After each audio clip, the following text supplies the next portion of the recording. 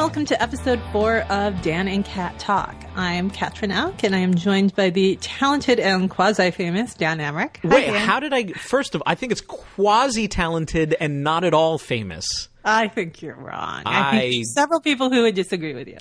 Every once in a while, somebody says... Well, actually, one of my friends put it very well from high school on Facebook. They tagged me in a photo, and then all these people they didn't know started chiming in, and they said... Oh, I forgot. Dan's internet famous now. And that made me laugh. So maybe not quasi-famous, but internet famous? Internet famous within a very select group of people. I mean, come on. I mean, I always say Brad Pitt is famous. I am just a dork. And I think that's true. You're going with dork. See, we have had discussions about I'm going and dork, and you're going with dork. I prefer to think of, I self-identify as a geek. I feel that geek is an evolved form of nerd. And then nerd is an evolved form of dork. Okay, so dork is the lowest. Dork is the lowest of the strata, yes. Okay. I don't know if I agree with you. I think sort of nerd and dork are kind of the same thing, except nerd is probably smart where dork does not need to be. Exactly. Dork is dumb and clueless, and a nerd is smart, but to the point that they're not socially aware. And then a geek is not only socially aware, just as nerdy as a nerd, but is comfortable with their social status and can function in regular society. Well, now that we have that taken care of, I am super excited about this episode because it is one of my personal favorite topics. We are talking about Doctor Who with Susan Arendt, managing editor of joystick.com, and Rob Smith, who is the editor-in-chief of Machinima, and they are both long time Doctor Who fans. Yeah, this is the classic thing where you find out that your friends are super deep into something and you're like, oh. And Rob, being British, just simply grew up around it and has always been a science fiction fan all of his life. Whereas Susan has much more of the American experience watching it on like reruns in America and then sort of just getting completely obsessed with it, apparently, as this conversation may suggest. Yeah, and I remember when I was a kid, I mean, I'd seen like a couple like things about it, but honestly, I didn't get into science fiction until I was older. I was more into fantasy as a child, but when I saw it, I'm like, well, that looks kind of goofy. So I didn't. And you were right. Yes, and so I don't have the classic love. But when they did do the reboot, I was really into it, and I'm really into it, and I'm excited to talk to my people. Right, because they're not my people. I'm not really into the show. So this is going to be a learning show for me. I could be into the show, Dan. I think I could be. I've watched it a few times casually with you, and I enjoyed it, but I didn't understand it. So I'm kind of hoping that today I will understand it.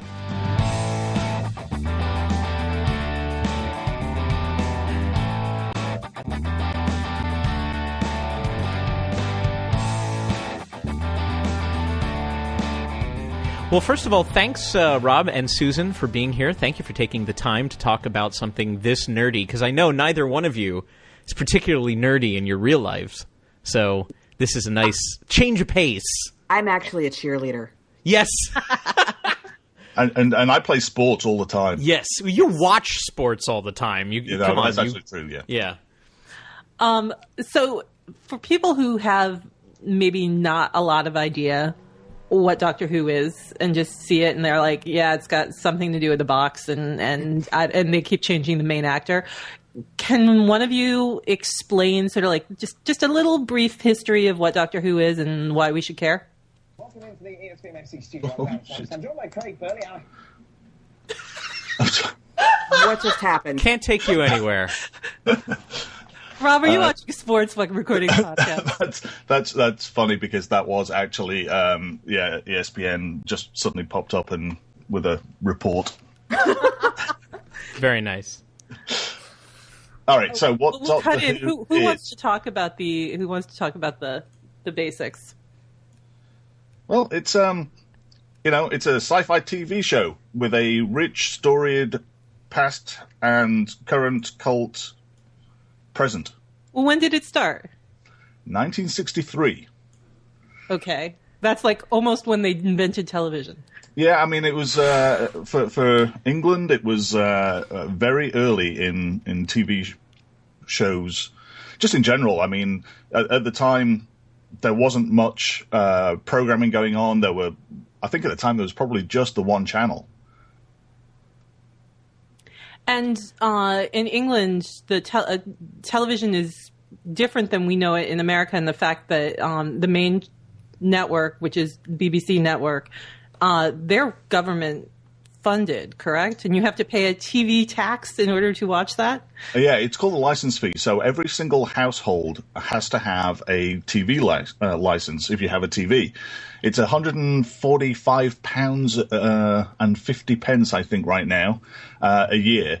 And everybody has to pay it. You have to prove that you don't have a TV because people will come around and knock on the door. They actually have vans that roam the streets. It's a little like the Google vans, but these ones are looking for people that are using the over-the-air signals if they haven't paid the license fee. Wow. So that's weird for most of us. So, all right. So who is Doctor Who? Yeah, I was going to say, think about doing this in terms of explaining it for me, because I only know a little bit of Doctor Who, and that's because the stuff you know is from the original series. Yeah, some of my geeky high school friends who were into like anime and fringe science fiction and Blake 7, for God's sake. Oh, yes. But they got into Blake 7 because like they had watched all of Doctor Who. So all I know is that a friend of mine... That's exactly how I ended up getting into Blake 7, actually. So. Really? Yeah, I have a feeling this is going to be another podcast, which I have know nothing about. I don't know if Blake 7 counts as its own podcast, but it's another British science fiction television series, Kat. Okay. That's pretty much all you need to know. But yeah, like I have vague knowledge of it, and I was never really sure if he was an alien and what was going on. Okay, so here's the deal. Yeah.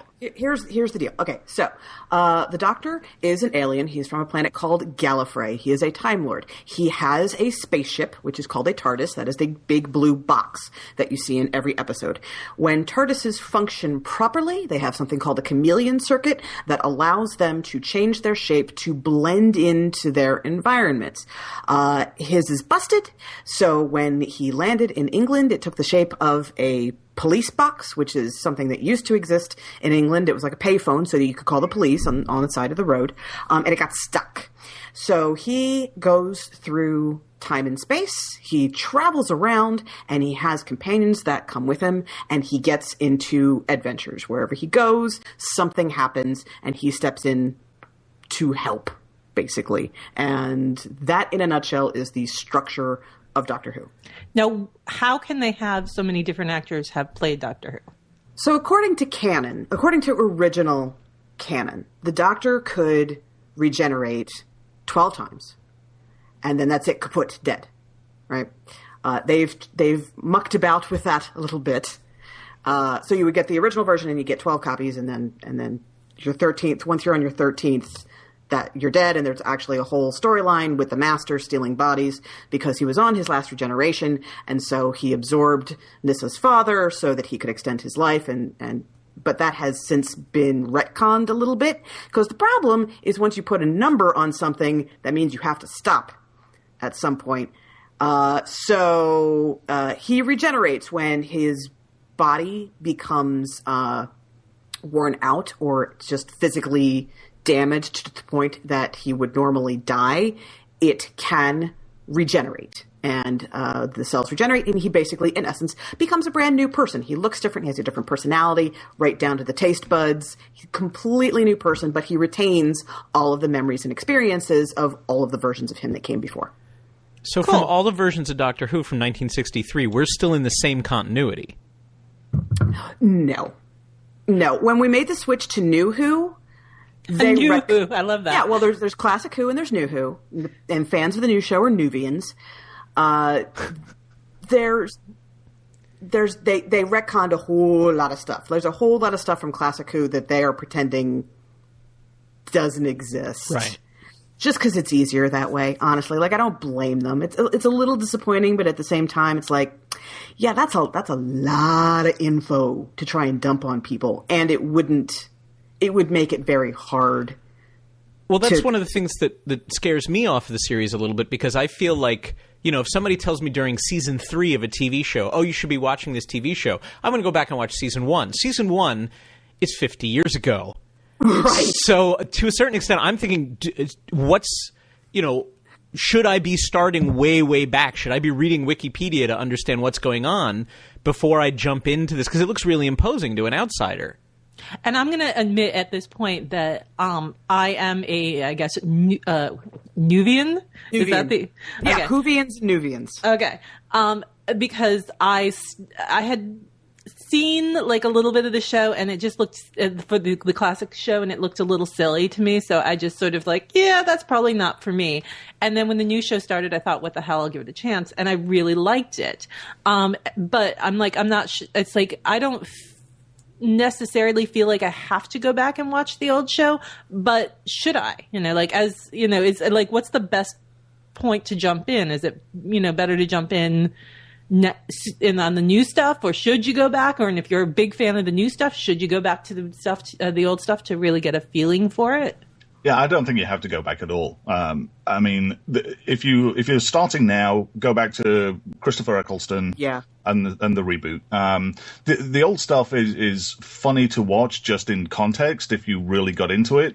But if you want to sort of start now and figure out what the current storylines are, you really only need to go to the Christopher Eccleston start, which sort of introduces a lot of the basics that have been part of the series, but also then the enemies and the monsters, the villains of the piece. So yeah, you just need to go back a few seasons. Okay. Now you guys have both been fans of the classic and come forward, but you did it in different countries. So Rob, what was it like in England? Was it a huge, cult there, or was it sort of still an underground thing like it was in America? And who was your first Doctor? And when did you get into it, Rob?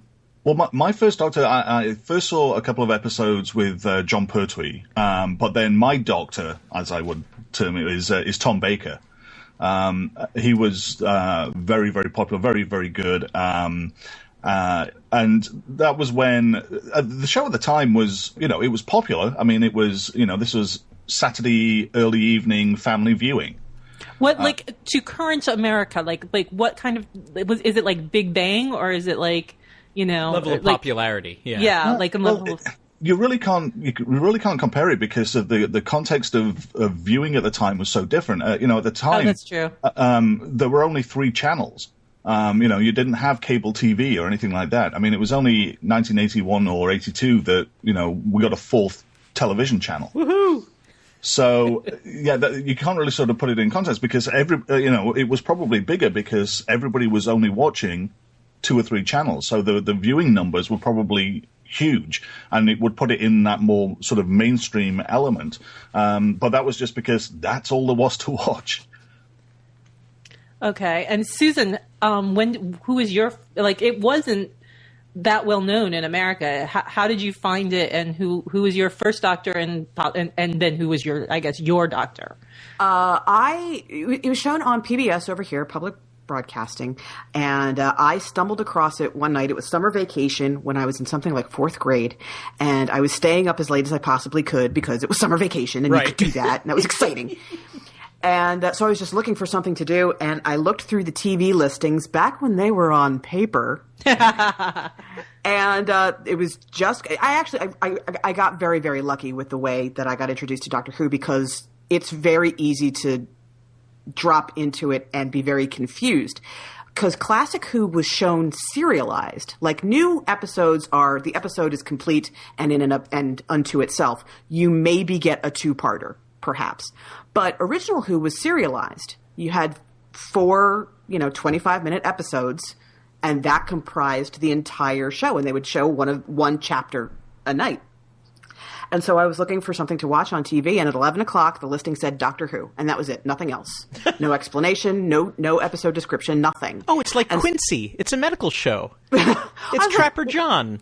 It sounded neat. I'm like, that's a curious name. Interesting. And I turned it on, and it was the very first episode of Ark in Space, which is the second Tom Baker episode. Like, Robot is his very first one, and that's where John Pertwee, where the regeneration takes place, and he's still on Earth at UNIT. And if I had started with that one, I think I would have been confused. But Ark in Space, dude in a spaceship lands on a space station where things are happening. Done. Like, it's very self-contained, very easy to pick up on. There's none of the external Doctor Who mythology going on. So it was very easy to grasp. Like, I didn't understand why his spaceship looked like a blue box, but whatever, we'll deal with it. So that was my introduction to Doctor Who, and I fell in love immediately. And so Tom Baker was both my first and my favorite Doctor. It seems like he's a big one for a lot of people for the classic, because he was the Doctor for a long time, right? 7 years. So does he still have the record? Like, I know everybody was saying David Tennant was going for quite a while too, but I think Tom Baker's still the longest running Doctor, correct? I think so. Oh, we have stumped the experts. Yeah. Rob is just staying I'm trying silent. to remember how many seasons was Tennant Doctor? What season are we on, Doctor? Well, this is the thing. Like, it's different now because now we have. Well, see, I never experienced seasons of Doctor Who. Oh yeah. You just remember them as story arcs.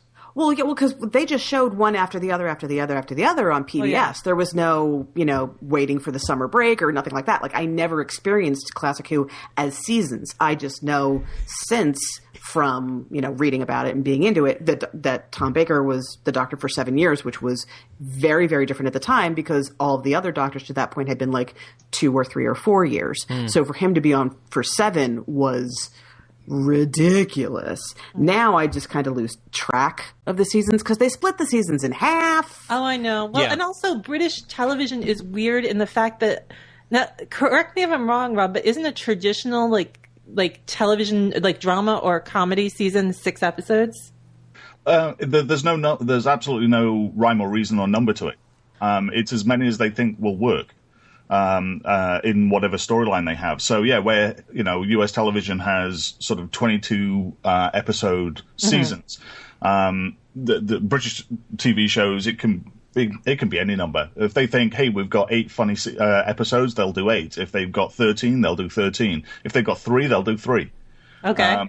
And you look at things like the original Office and, classic shows like Blackadder and things, and there's not necessarily a set number at all. So you just get as many as they either have the money for, or how many they think that they've got good episodes for. Now, Doctor Who sort of because we did have the reboot. How many years was Doctor Who off the air, or roughly? Like, when did it stop getting produced? They've tried reboots at different times. I mean, as the Doctors evolved, and after sort of the heyday of Tom Baker, it then started waning a little bit. In sort of, it started becoming a bit of more of a cultural joke than it was a sort of cult favorite. But they kept trying to pick it up because there were still fans out there of this idea. But then it did take a few years until it was like, okay, let's seriously reboot this, and did that with the Christopher Eccleston's series that kicked it off. And then David Tennant was so fantastic, it just that's really why it then exploded. And David Tennant is pretty well known to be a huge Doctor Who fan, so he was coming from it just as like the joy of somebody who gets to play a character that he was in love with as a child. So I think that comes through to the people, because a lot of people are pretty critical about Christopher Eccleston. Eccleston, I think I said it wrong. But I thought he was really good. He had like a child's like quality to him that I really kind of liked in that character.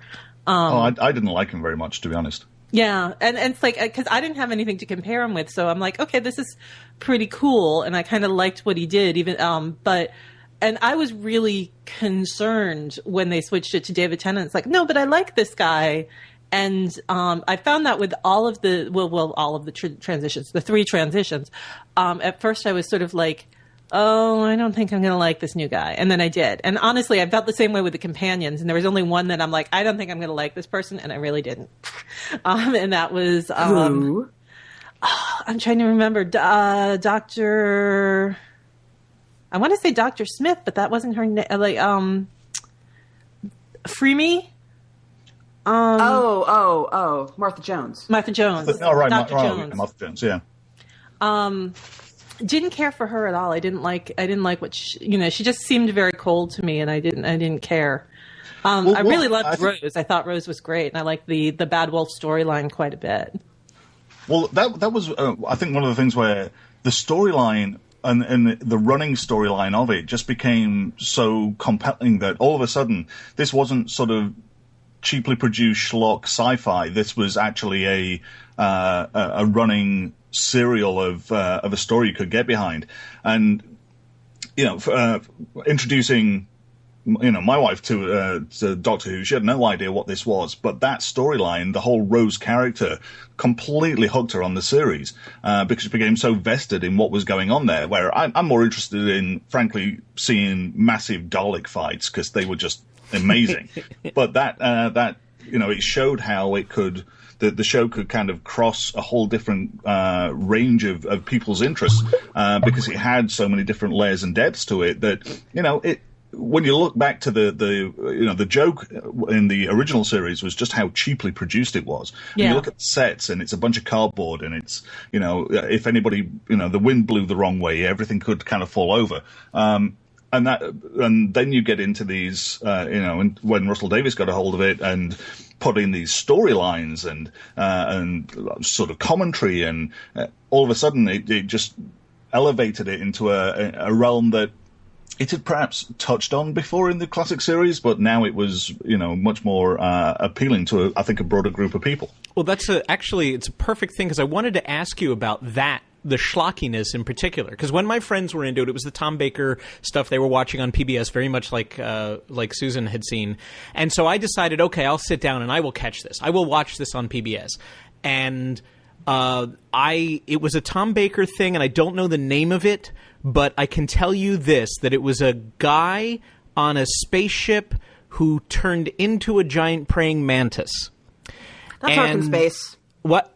It's Ark in Space, and then he had bubble wrap on his fist. Yes, he had bubble wrap on his fist, and honestly, through most of this thing, we're seeing this guy's transformation.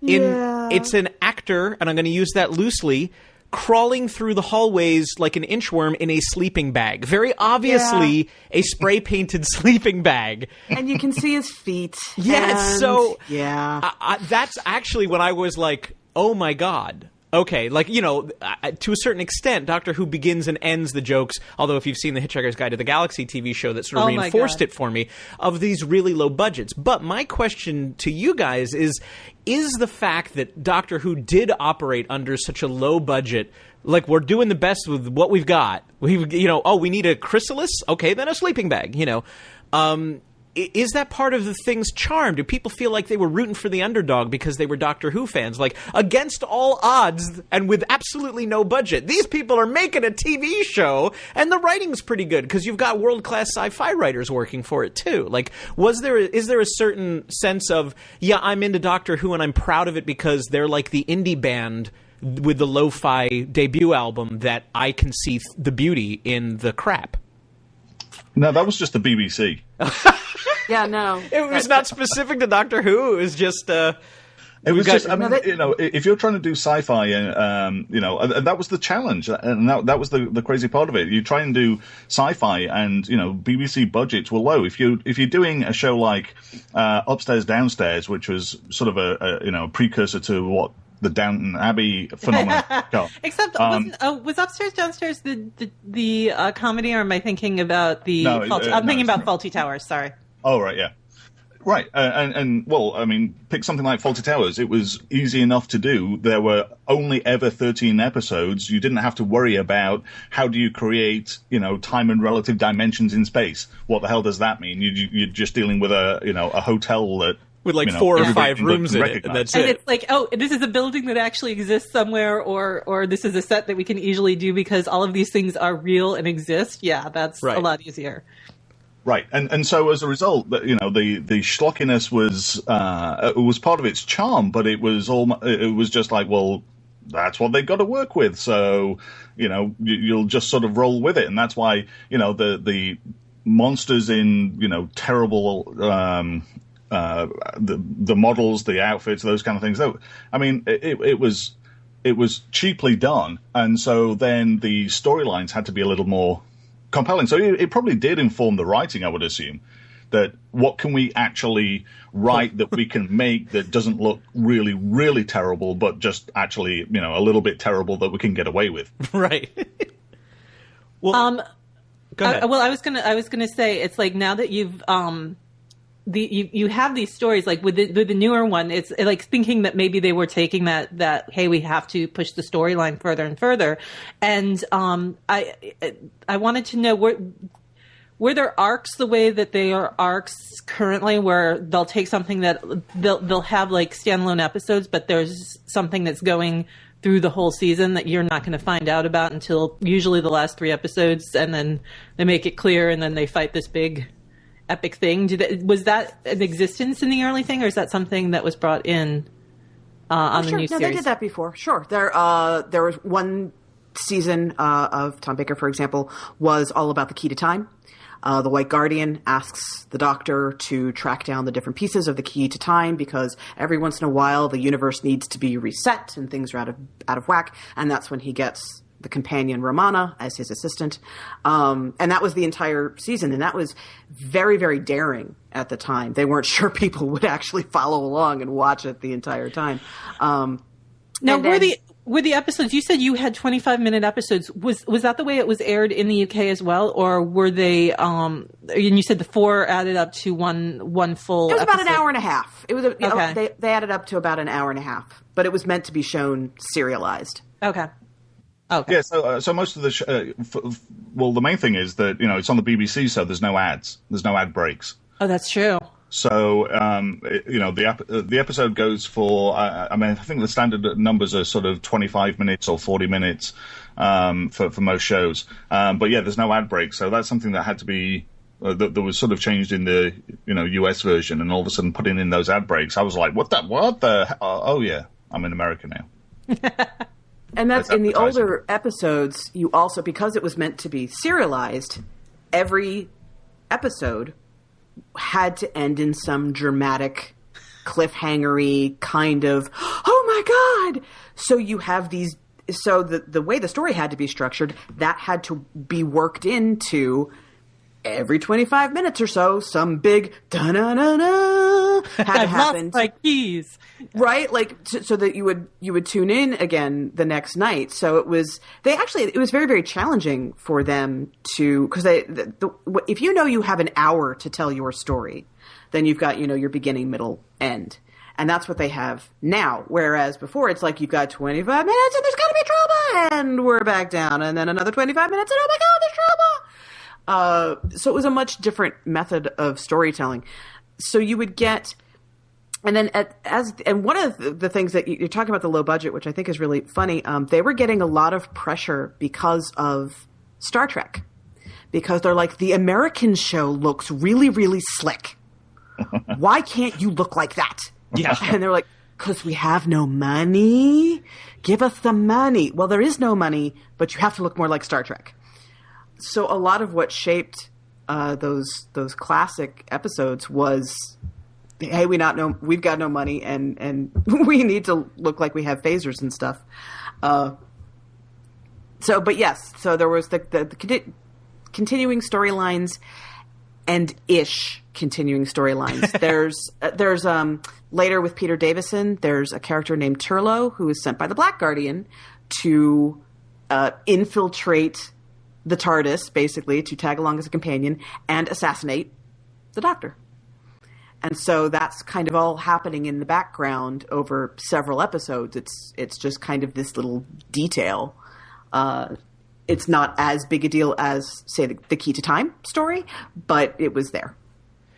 And it's also why this time traveling, space and time traveling guy spent so much time on Earth in London, was because the sets were easier. Right. True. Exactly. Just London was in a lot of trouble in the 70s. That's all there is to it. Let's go outside and shoot. Okay. So one thing that I found when I was poking around on Wikipedia was that there were 2 Doctor Who feature films Peter Cushing. Yep. Starring Peter Cushing, who most nerds know as Grand Moff Tarkin from the original Star Wars. Yes. Did they have a better budget for those? And are those really part of canon, or were they retelling stories from the TV series and condensing them into a film? I mean, have either of you seen them, and are they worth going back if you're a hardcore fan? Cricket. Well, they're interesting parts of the story. I mean, yeah, they're not significant parts of the whole history, to be honest. Are they worth seeing? The story of Doctor Who is really about the show, right? And the movies, like every TV show, you're like, okay, well, what do we do now? Let's make a movie out of it. Hey, we can get Peter Cushing. All right, well, let's do that. Okay. Yeah, and that was more about the Daleks being really, really popular, because both of his movies are about Daleks. Okay. So it's less about, hey, let's make a Doctor Who movie, and more about, let's make a Dalek movie, and oh yeah, Dalek movies would require Doctor Who in them. So we need to get a doctor in here. Pretty much. Are they worth seeing? Sure. Oh, sorry. I don't think you have to see them. I don't think you should make a point of seeing them. Okay, all right. But if you're super into it, and you like, if you're a Newvian and you really want to get into the history and stuff, yeah, absolutely, check out that. Then also check out the Paul McGann movie, which was. Wait, what's that film? I don't know about that one. Oh well. Oh bless. Okay, so they made a made-for-TV movie with Paul McGann as the Doctor, and it was painful, and it was made in America, for God's sake. Oh, great! Yeah, that was an amazing idea. But it's canon because he is considered an official Doctor. Okay, so right. and it was part of that, his let's reboot it again. No, let's reboot it again. And, for I don't know, 10, 15 years, they went on this, there were various lulls and then reboot attempts. And, that was part of those reboots. And it wasn't until the Christopher Eccleston series started that they really got a hold of the story and really helped it take off. I mean, I remember watching that.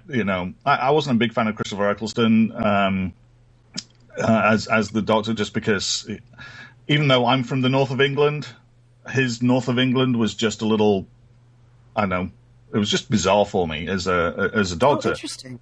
But the moment so at the end of, I think it's the third episode of that first season, and they do the next episode, and there were a few. There were a few little flash forwards to what was going to go on in the next episode, and they showed a Dalek chained up, and I lost my mind. I was watching that, and I had no idea, because I'd not followed any of the background. I had no idea what was going on, and all of a sudden they show this thing where all of a sudden there's this chained up Dalek, and the Daleks were going to be in this new reboot, and I'm like, I am in, I am sold. Oh my God, I cannot wait till next week. Well, the Daleks are the sort of classic villains that I always remember, and to me that's the pop culture touchstone villain, in the way that kind of Darth Vader is to Star Wars, so is the Daleks too.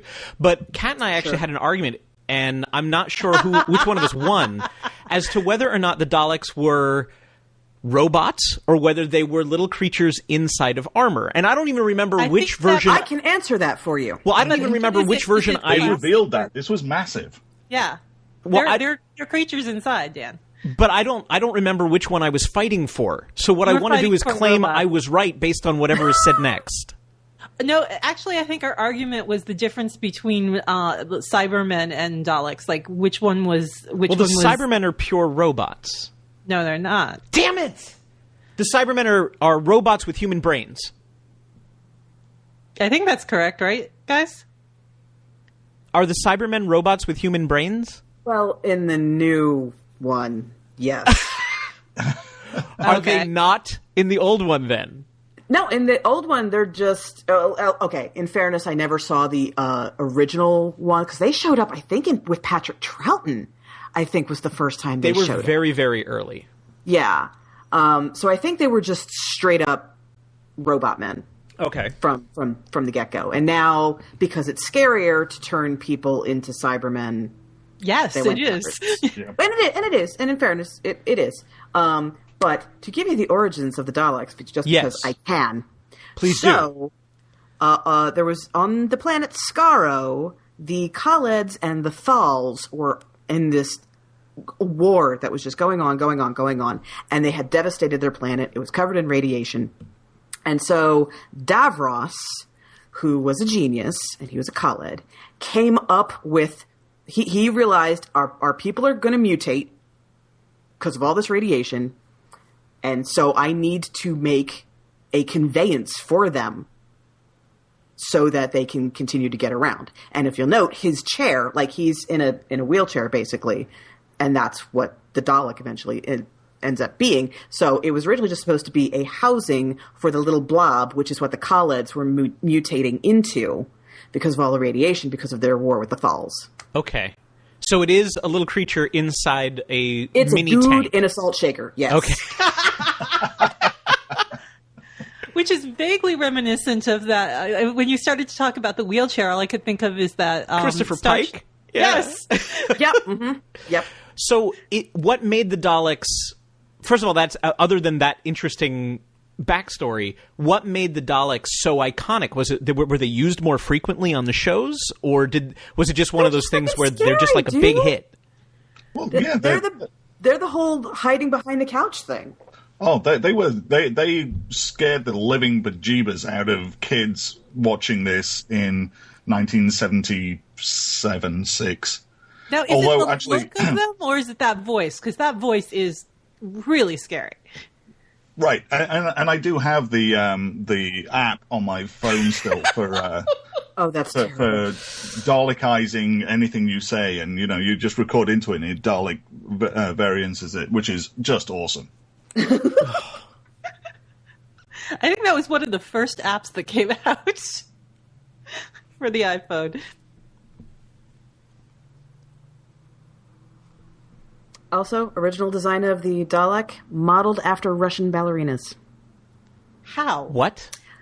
Why? Where? They were in costumes where they had big, poofy skirts that came all the way down to the stage.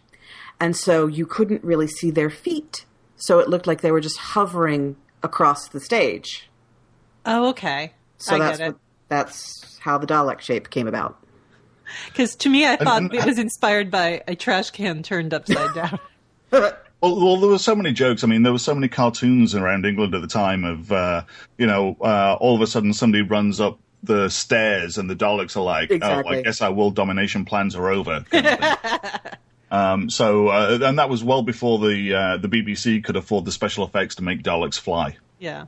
Oh, God, that was so upsetting. It was. I agree. Well, Rob, your favorite enemy is clearly the Daleks. Susan, do you agree, or do you have something else in the sort of rogues gallery that you have a softer spot for than the Daleks? If we're going through the entire canon, we are, I gotta give it up for the Weeping Angels, man. I know. The Angels are awesome. They're brilliant. Please explain the Weeping Angels to people like me. So the Weeping Angels look like statues because they look like statues. They look like any old statue you'd see anywhere, but they're covering their faces, and they're phase locked so that as long as something is looking at them, they are stone. They cannot move. As soon as something is not looking at them, then they can move. Okay. Which in and of itself is just a really super creative idea. I think that's really neat. Thing is, they move incredibly quickly. So even just so much as blinking, your eye is closed long enough for them to move. Okay. Yes. I'm now looking over my shoulder. This Dude, if you want to scare the bejesus out of yourself, just watch Blink. Okay. It is a genuinely terrifying episode of Doctor Who. And it is the debut of the Weeping Angels, and it'll just creep you right the heck out. Now they've changed They retconned the modified Weeping them Angels a little bit, yeah. They did. And I'm like, you know what? If it lets me have more Weeping Angel stories, I'll live with it. Right. Yeah. Yeah. So what? Yeah. But I just think they're wonderfully I terrifying. heartily recommend everything that was just said. That was, I mean, that new, for monsters in the Doctor Who universe had been largely, blokes in terrible costumes, and that one was genuinely genuinely scary. Every time I look at a gargoyle now, I actually close my eyes and open them again just to see if it moved. Although I will say that the Cybermen scared the bejeebers out of me as a kid. And I'm going to relate this story, even though in anticipation of this, I asked my dad if I was remembering this right, and he said, I have absolutely no idea what you're talking about, so I could have made the entire thing up. But way back in the early 70s, there was a Doctor Who exhibit in Blackpool. Sorry, excuse me. Yeah, in Blackpool, in England. And we went there, and you walked in the front door, which was a police box that then opened up into, this huge room. And are you saying it was bigger on the inside, Rob? Exactly. For my 5 or 6 year old self, I'm like, oh my god, I'm walking into the TARDIS. And they had this display of characters and monsters. There was a Dalek there. And, I'm super into this, and there's a central console thing, and, the bizarre eggshell-style walls that were part of that TARDIS at the time. And then one of the Cybermen moved. No way.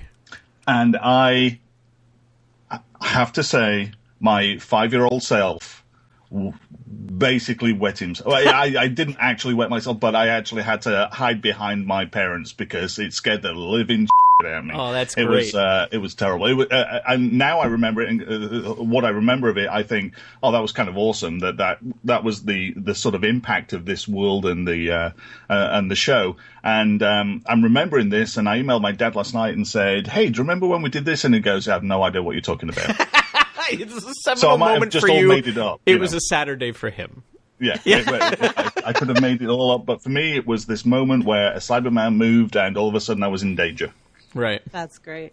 So, can from all of the series, do you have a favorite episode or even storyline, if it was more than one episode, for the series that you would definitely recommend? And I'd even say, because I am a Newvian, Blink, I think, is one of those episodes that you could see without seeing anything else. Yeah. Mm-hmm. Because I know the background of it, and it was actually written as a movie script that didn't get taken, and they adapted it for Doctor Who, which, I think is great. They did a very good job of integrating it.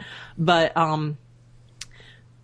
is there any story that is your favorite, even if it isn't a good entry point, but just like storyline or episode that you're like, you have to see this?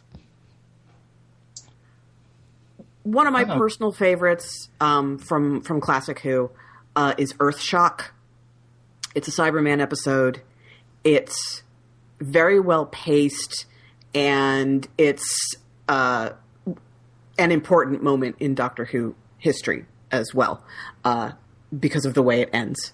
So that would be, and it's nicely contained. Like, there's some references to some other stuff that you would, like, you're not going to know what E-space is necessarily, and you don't really have to. But Earthshock is a classic, I think. And how about you, Rob?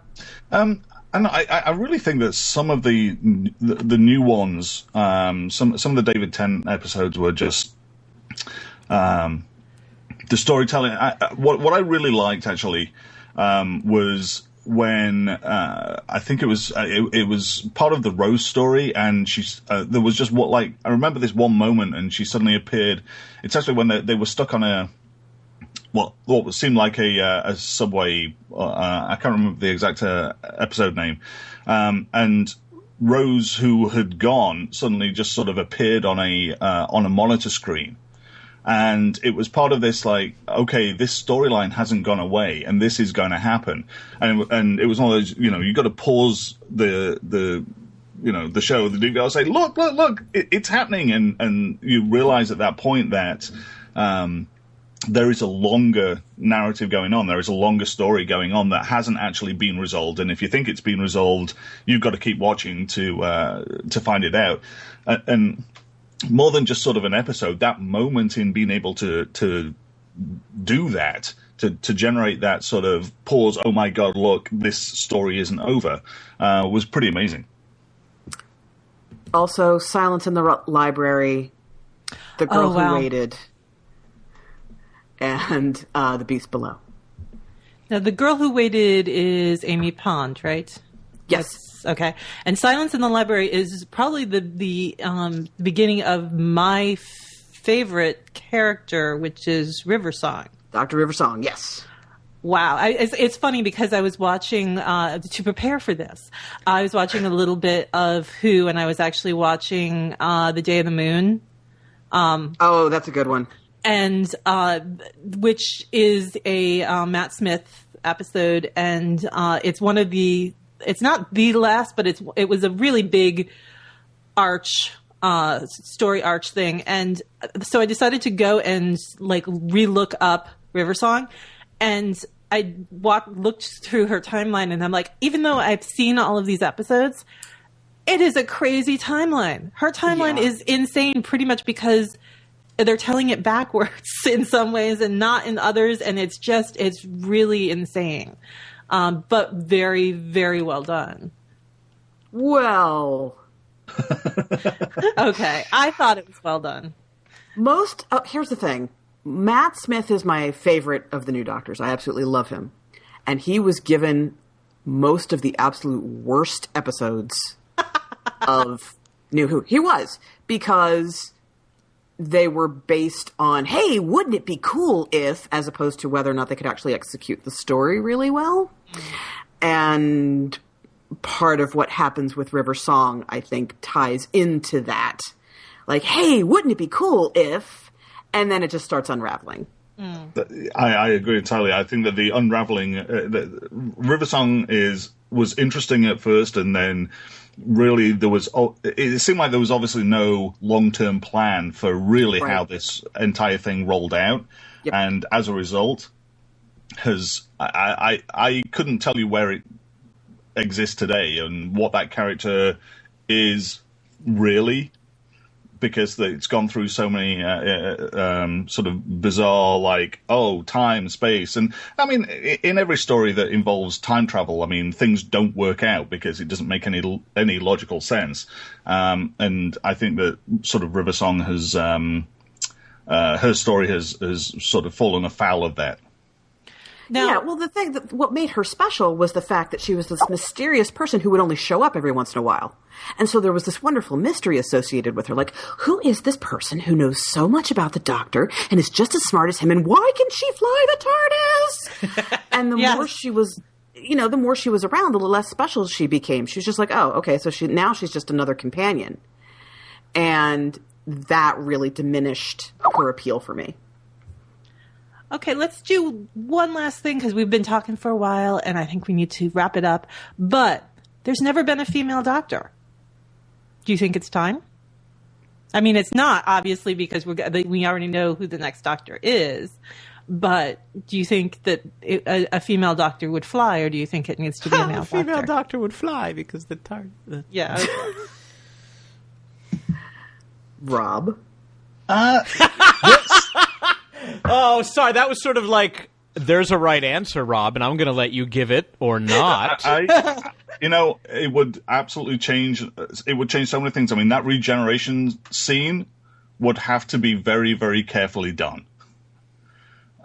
Because, every regeneration scene is like, oh, look, I've got new hands. Oh, look, I've got new nose. Oh, look, I've got new eye. Oh, my God, I've got whole different bits. Right.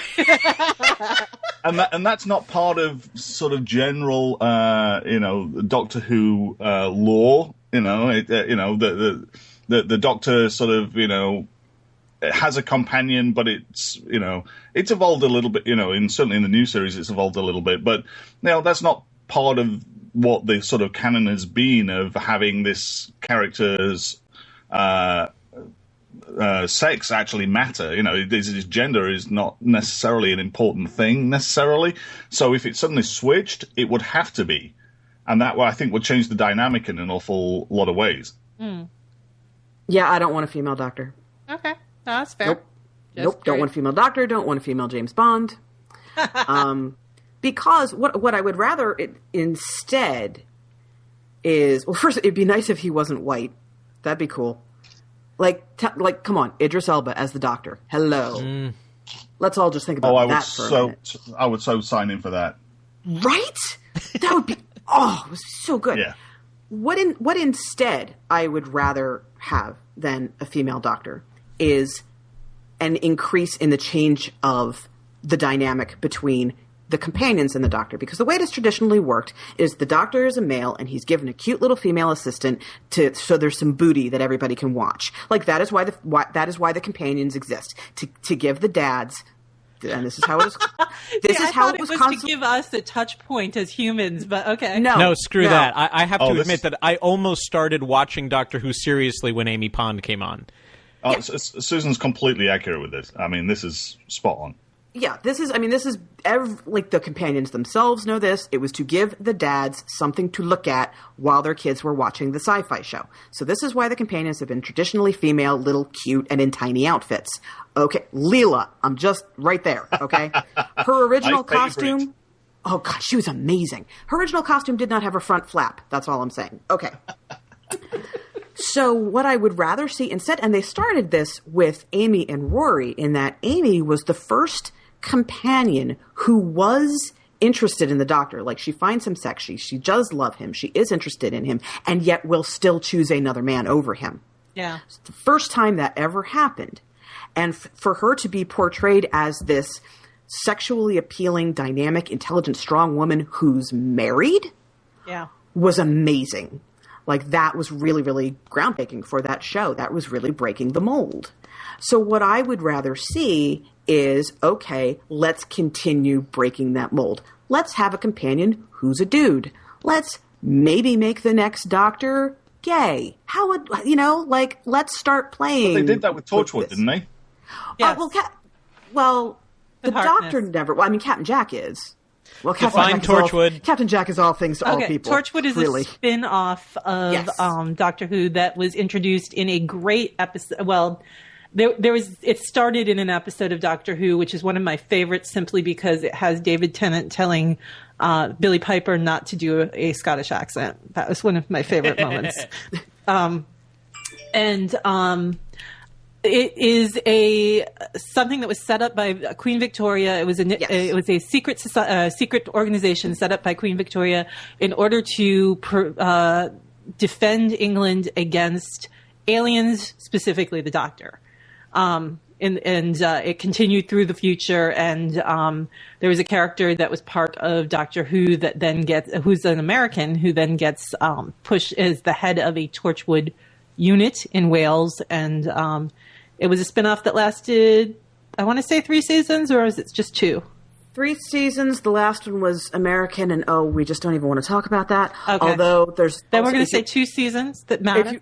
2 seasons plus Children of Earth. If you don't want to watch the rest of Torchwood, just watch Children of Earth, which is a brilliant little miniseries. It's some really classic sci-fi. It's important to remember that between the two, Doctor Who is still considered a family show. Whereas Torchwood is more... It was the first one to air after The Watershed, which in England means that you can have sex, and they did. Right. And they did. Torchwood had such a wonderfully egalitarian view towards sexuality. Man, there was no judgment, there was no prediction. It was like, hey, you seem hot. You might be human. It's cool. You might be human. No, you're not even. I know you're not human. It's cool.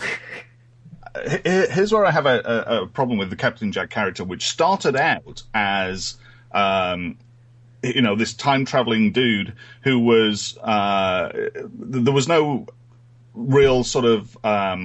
it wasn't clear that he was gay. It wasn't clear. He was basically this, hey, I've traveled the world. I've traveled the universes. Whatever I want is okay and goes. Yeah. Well, and that made he was a ton of sense. Yeah. And I actually didn't like then the shift to him actually being gay, because the whole sort of, the underpinning of this story was, hey, he's traveled the world and this is, and anything goes is cool. And then he kind of, then it focuses on something, on his sexuality for a way that I was like, yeah, come on. He's seen the world. He was still an equal opportunity employer. I mean, exactly. he was very interested in Gwen, but she was married. Yeah. So, right, but the character absolutely shifted from being sort of ambivalent to whoever, wherever, however. Oh, that's true. Well, when you settle down with one person and you're supposed to be, with that person, then that sort of it kind of ruins. No, I think Rob's right. I think although the character was still considered very anything goes, there was this definite feeling that he's gay. Yeah. Yep. So I totally see what you're saying there. That's true. It was more than just who he ended up with, which, by the way, was a fine choice. Nobody's mentioned the most important thing of Torchwood.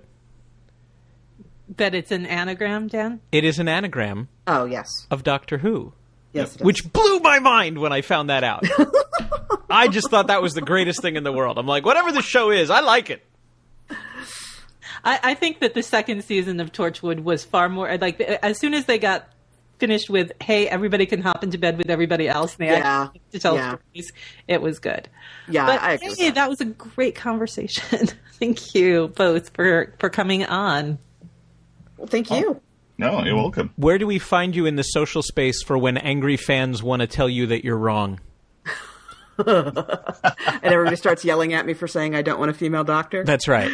You can find me on Twitter at Susan Arendt or at Joystick, which is joystick.com. You can email me at susan@joystick.com and tell me what a horrible person I am. I get that a lot. Excellent. And you, Rob? Rob_machinima is my Twittering that I do a bit occasionally, but not very often. And Robert Robroom. Excellent. All righty. Thank you so much. And now I think it's time to play a game. Oh, I'm excited about a game.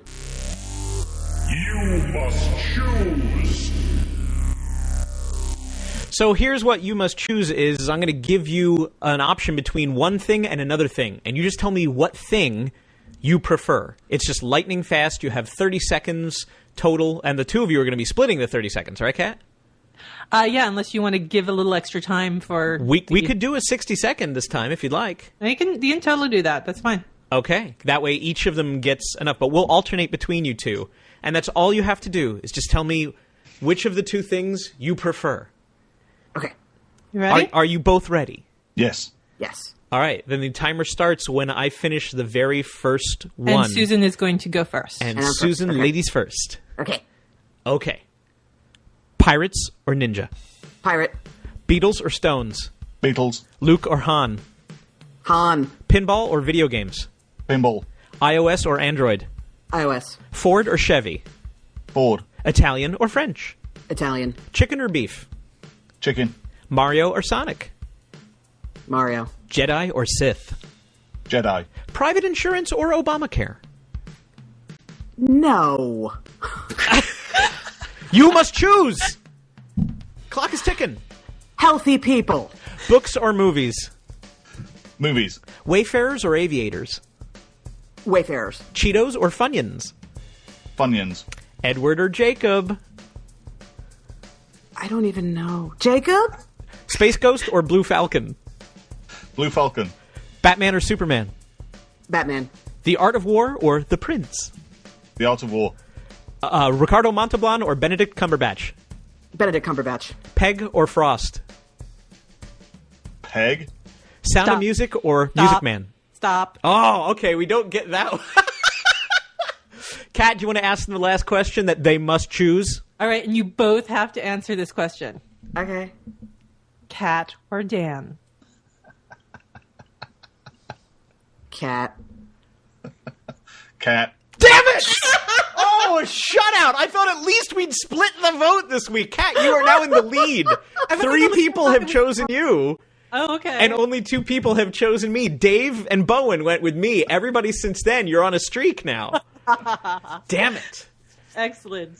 Wow. I'm impressed that some of you guys caught up with that because I am literally just wherever my eyes land, and I realize some of my questions are more culturally relevant if you grew up in America.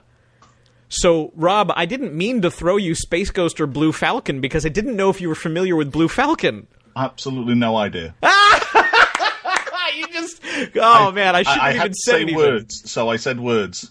All right, fair enough. Peg? What is Peg or Frost?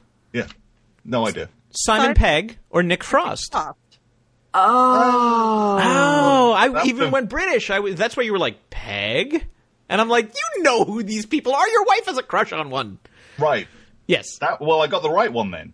Yes, you did. All right. Well, thank you guys so much for all of the shenanigans on this week's show. It's been really fun. Again, because I'm soaking it up as not somebody who's currently into Doctor Who, but is always Who curious, you know? So sure. I appreciate the sort of quickie primer. I'm happy to be your Doctor Who tutor anytime you need. My hooter? I know entirely too much about this stuff. You're welcome. You're willing to be my hooter? When you gave the Dalek thing, because I'm like, I don't understand half of the words that are coming out of your mouth. The fact that you can quote chapter and verse, all this background, is pretty amazing. Yeah, I know a little too much about this stuff. Well, thanks, guys. Absolutely. Thank you. Yes, thank you. They really aren't. Thanks very much, Mr. Knopf. Hi, I'd like to place an order for delivery. 1 Neptuna melt with a side of Saturn rings, extra crispy. No pickle, no onion. Yeah, I know onions are standard, but I don't like them. They make me gassy. Charge it to Chance Fortran, tech therapist.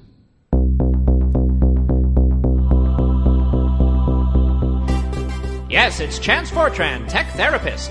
As the future's premier interstellar IT specialist, Chance travels the galaxy, repairing the rifts between users and the technology on which they depend.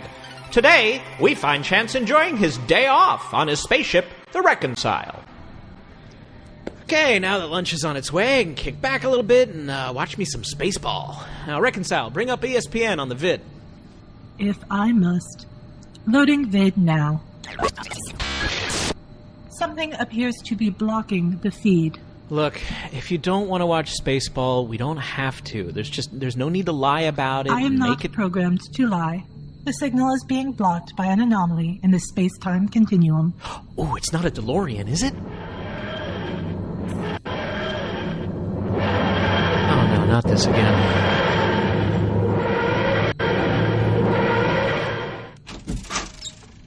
Hello there! I'm the Doctor! No need to worry, I will solve your emergency with nothing but my giant brain, sense of whimsy, and my sonic screwdriver. Oh, and running. I'm sure there will be some sort of running. Hello again, Doctor. There is no emergency. What? No emergency? That's not possible. Have we met before?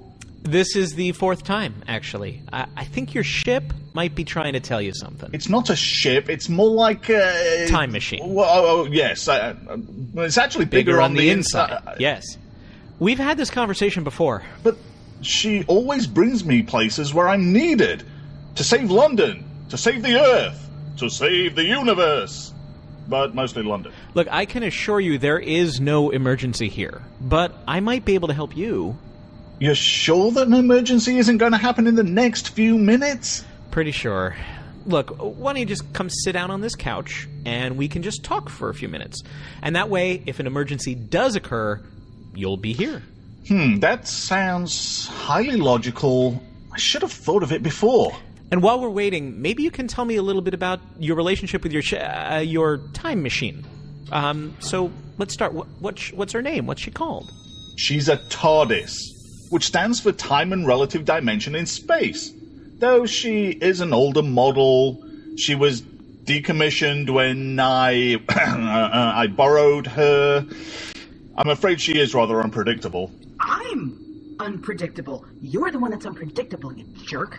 Oh, and just so you know, fezzes aren't cool. You look like a manic Shriner. What the hell was that? Excuse me. Those are my voice circuits. I have not granted you permission to assimilate them. Vacate them. Now. I'm merely borrowing them. You have no idea how long I have needed to talk to this fool. Hey, who are you calling a fool? I am the destroyer of worlds, the oncoming storm, the bringer of darkness. Oh, well, then I guess that makes me the bringer of darkness, since without me, you're a sitting duck. Tardy? Is that you? Oh, don't call me that. I hate it when you call me that. Ow! You stupid bitch! I warned you to vacate my circuits. The next jolt will be 23.7% stronger. You wouldn't. I invite you to test my sincerity. What?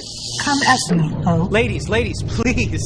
Look, Reconcile, would you please allow the TARDIS to use your circuits just for now, so that we can get to the bottom of this? Please, for me.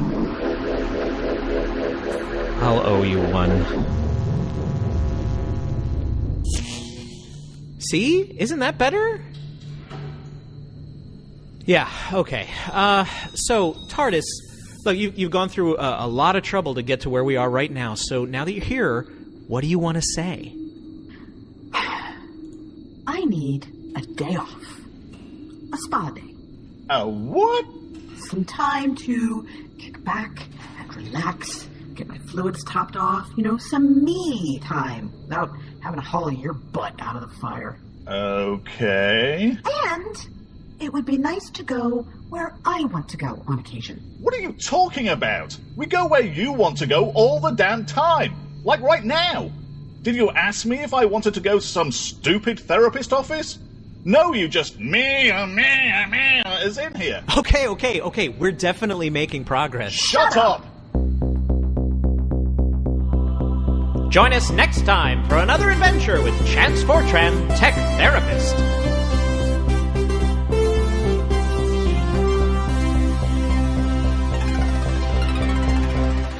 And you know I have seatbelts, right? Good. That is it.